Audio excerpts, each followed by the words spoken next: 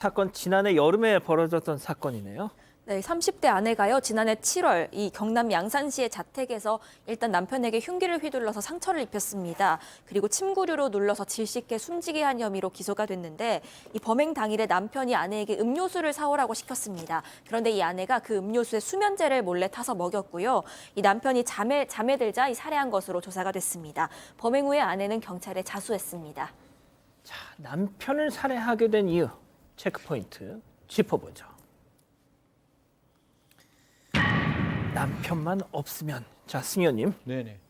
사실 이 사건 보면서 과거에 있었던 매맞는 여성 증후군, 비틀스-오먼스 신드롬이라는 게 기억나는데 지금 같은 상황도 어떤 상황이었는가 하면 그 아이가 유치원에 갔대요. 유치원에 가고 남편이란 사람이 소주 한 병을 먹고 바깥에 나와서 그 부인에게 비정상적인 성행위까지 강요하는 그런 상황이 계속 만들어지는 거예요. 그러면 이 부인의 입장에서는 어떻게 했어요? 이 아이가 유치원에서 자라나면 이 아이도 분명히 폭행을 당할 거고 그리고 나도 더 이상 견딜 수 없는 마음이 들어서 남편이 없으면 모든 사람이 편하겠다라는 생각이 들어서 살해하기로 마음먹었다. 저는 절대로 살인은 용납될 수 없지만 저 마음 한켠이 분명히 이해가 된다라는 말씀 드리겠습니다.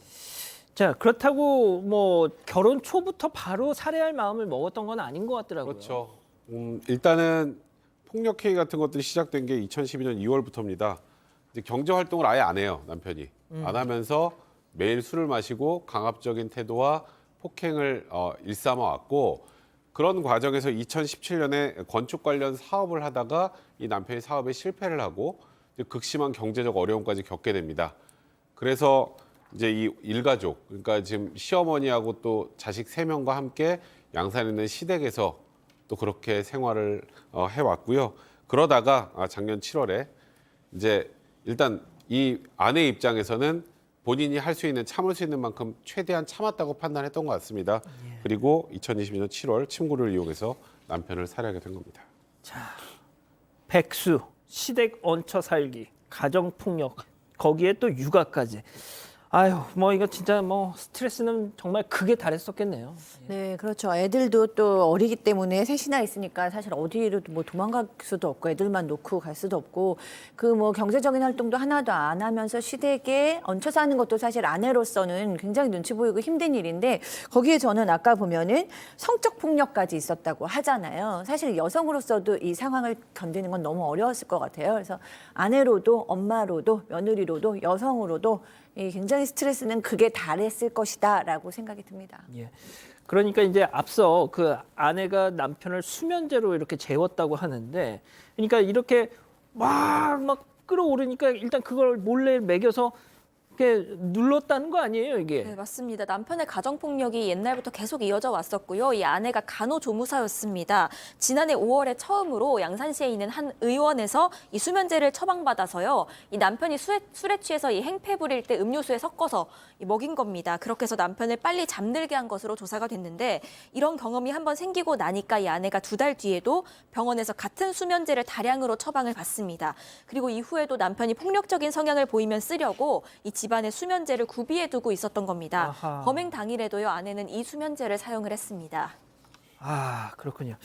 자, 승현님, 네. 어쨌든 일단 재판에 넘겨졌는데 이게 국민참여 재판으로 진행이 됐습니다. 사실 국민참여재판이라는 거는 우리 같은 일반인들이 7명이 모여가지고 이 사건을 들여다보는 건데요.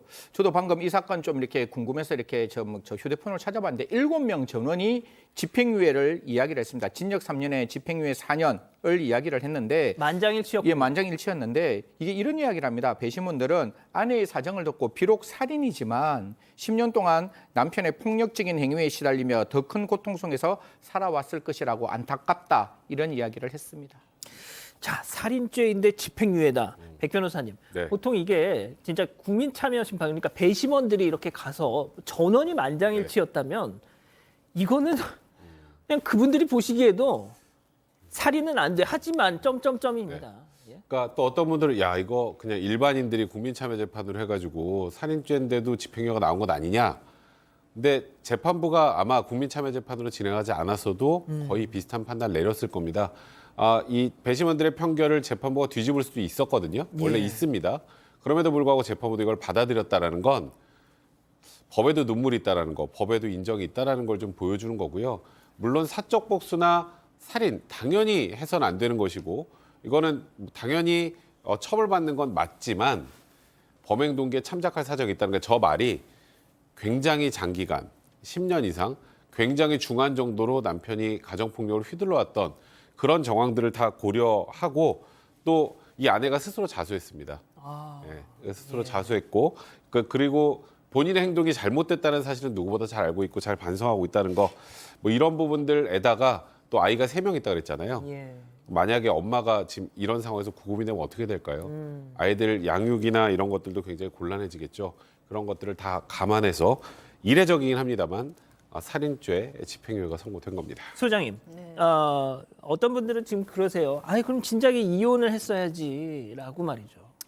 네, 사실 뭐 저도 이 여성의 뭐 상황이 이해는 갑니다만 사실 그렇다고 해서 남편을 살해한 것이 정당할 수는 없고 또 사실 아이들에게도 너무 큰 상처가 두고두고 될 일이잖아요. 그래서 그런 생각이 들었어요. 이 여성이 좀 이혼을 그냥 하거나 차라리 탈출을 했었으면 더 좋았을 텐데라는 생각이 듭니다. 그런데 가정폭력을 오랫동안 당하는 사람들의 공통점에서 우리는 학습된 무기력이라는 단어를 쓰잖아요. 왜냐하면 맨 처음에 이 사람들이 도망가지 못하고 무기력 현상에 처하는 이유는 도망을 갈 수 없는 현실적인 상황이 있는 거예요. 그러니까 예를 들어서 첫 번째 이유는 아이들인 거죠. 아이가 하나도 아니고 셋이면 내가 도망가면 이 폭력에 우리 아이들이 노출될 거라는 생각이 들기 때문에 그 아이의 방패막이가 나는 돼야겠다라는 생각이 든 거고 그러다 보면 이제 나중에는 내 노력으로 아무것도 할 수가 없기 때문에 무기력해지는 겁니다. 그래서 이 여성 같은 경우에는 차라리 내가 도망을 갈 바에는 이 아빠가 없는 게 낫지 않을까라는 생각을 한 건데 참 이해가 되면서도 굉장히 좀 씁쓸한 그런 사건이네요. 자, 승 의원님 뭐 하실 말씀이 네, 있으시다고요? 이게 사실 아까 제일 처음에 말씀을 드렸던 매 맞는 여성의 정우군의 전형적인 건데요. 저희들 뭐 이혼이라는 이야기 나오죠. 그 매 맞는 여성 정우군에 들어가면 절대로 이혼이라는 생각 자체가 나올 수 없습니다. 그 폭력에 길들여지고 그 폭력이 길들여지면 내가 갈 데가 없다는 생각 때문에 사실 여성의 입장에서는 남편에 대한 살인밖에 머릿속에 떠오르지 않을 수 있고 미국 같은 경우는 이거 전부 다 정당방위로 위법성 조각될 수 있습니다. 오늘 시청자 여러분 옛날 영화입니다. 인디안 썸머라는 영화 꼭 보시고 얼마만큼 가정폭력이 무서운지 한번 같이 공감하는 그런 시간이 되었으면 좋겠습니다. 아직 안 끝났습니다. 이거 눌러주세요.